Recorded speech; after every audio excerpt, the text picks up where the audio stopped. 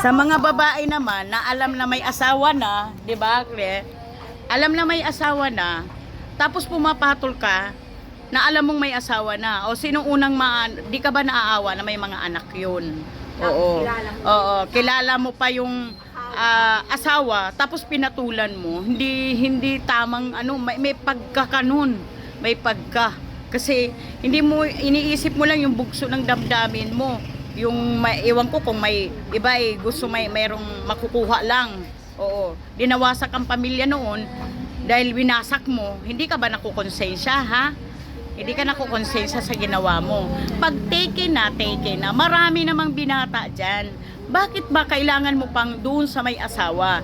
Nakawawa ang mga batang maiiwan nung inakit mo. So, wag mong gagawin sa'yo kaya mangyayari 'yun. Nang agaw ka ng may asawa na may asawa, masakit sa damdamin 'yun. Sa bagay, ang karma andyan lang 'yan. Hindi naman sili na aanghang agad 'yan. Oo, aanuin mo yung karma niyan. So, wag nating gagawin sa mga dalaga o sa may asawa. Wag nating gagawin 'yun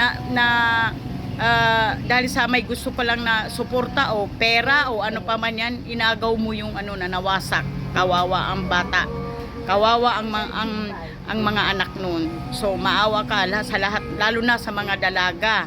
O lalo sa mga dalaga o mga balo o ano pa man yan. O isipin natin.